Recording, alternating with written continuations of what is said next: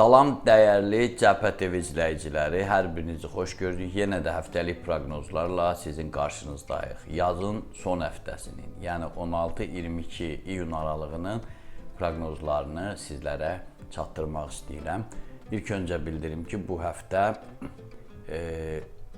siyasi, hərbi arenada daha gərgin bir kulminasiya həddidir. Xatırlayırsınızsa, elə Cəbhə TV kanalında da, Cumhuriyyət qəzetində də illik proqnozlar verəndə belə bir fikir səsləndirmişdim ki, Ukrayna-Rusiya müharibəsi ilin ikinci yarısına keçməyəcək. Sanki indi son çırpıntılardır. Hər halda elmi göstəricilər bunu deyir. Təbii ki, fərdlərin iradəsi də bəzən o proqnozların əksinə gedir. Amma sanki vaxt da az qalıb, sanki iyunun sonu bitməlidir bu məsələ. Kim nə qədər gücü var ortaya qoyur ki, daha üstün komponentlərlə sülh danışığına gəlsin. Ümumiyyətlə, hələ ki ağır gedəcək. Elə bu ayın planetar quruluş haqqında söhbətimdə də dedim. İyunun 26-sına qədər hələ ki sülh deyilən bir şey olmayacaq. Amma ondan sonra qəfil sakitləşəcək. Allah eləsin, heç bir dəhşətli bir faciə olmasın ki, nəhayət dünya ictimaiyyəti ayağa qalxıb bu müharibəni dayandırsın. Düşünürəm ki, gedişatda artıq iki tərəf də yorulub bu məsələni həll edəcək. Ukrayna-Rusiyanı ona görə daha çox qabardıram ki, bütün dünyanın taleyi, o cümlədən Azərbaycanın taleyi bu müharibənin gedişatından, nəticələrindən asılıdır. Şərlə xeyrin vuruşu, demokratik dünya ilə diktatura, avtoritarizm dünyasının qarşı-qarşıya gəlməsidir. Vatikanla Anglo-Saksların deyək, kürəsəlçilərlə sərmayəçilərin deyək, bu hamısı bu Ukrayna-Rusiya timsalında ortaya qoyulmaqdadır. Amma ayrı-ayrı fərdlərin ümumi proqnozlarına gəlincə, bu həftə o qədər də aktiv iş həftəsi deyil.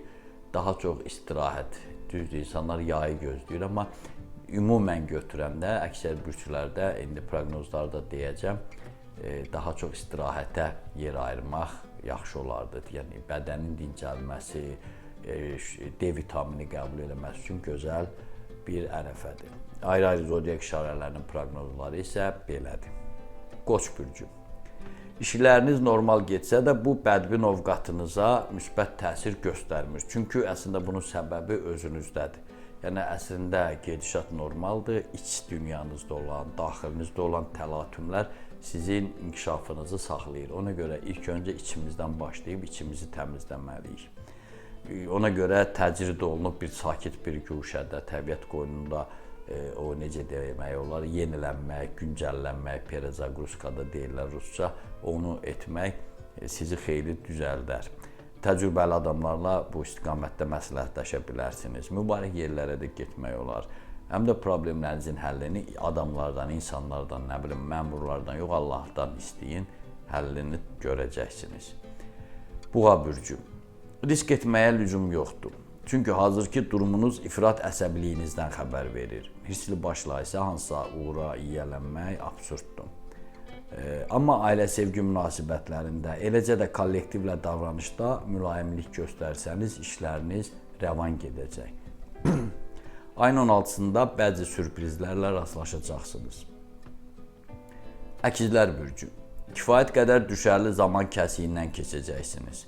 Bu prosesi daha ideal səviyyəyə yüksəltmək üçün ətrafınıza sadiq tərəfdaşlar toplamalısınız.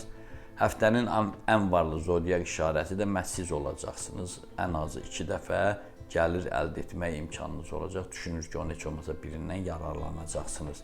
Qida və yuxu rejiminizi diqqətdə saxlayın. Aldığınız təkliflərə isə razılıq verməyə tələsməyin. Xərçəng bürcü. Həftənin ilk günlərində, yəni 16, 17, 18 iyun tarixlərində planetlərin bürcünüzdəki negativ düzülüşü bütün ciddi işləri təxirə salmağı tövsiyə edir. Əks təqdirdə çox saylı uğursuzluqlarla rastlaşa bilərsiniz. Köhnə mübahisələrə, yaratmaz tərəfdaşlarla haqq hesab çürütməyə qayıtmayın. Yalnız böyük ideyalarınız barədə düşünün. Ətrafınızdakılar tərəfindən sevilməyə çalışın. Şir bürcü. Narahatçılığa heç bir əsas yoxdur. Qarşınıza qoyduğunuz məqsədlərə çatmaq üçün bütün gücünüzü işə salmalısınız. Həftənin ortalarında fəaliyyətlə bağlı geniş imkanlarınız açılacaq.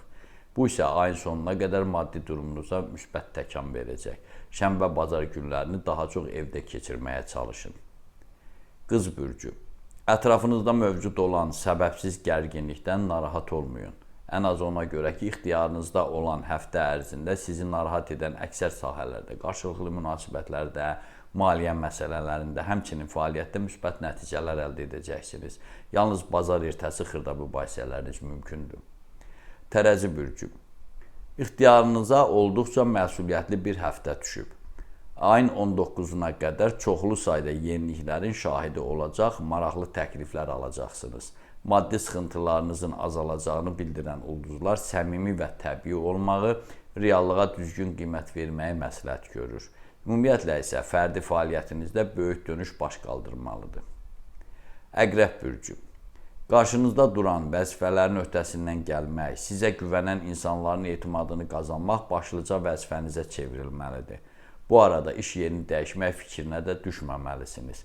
Proseslərə neytral şəkildə yanaşmaqla gözlənilən təhlükələri dəf edə bilərsiniz.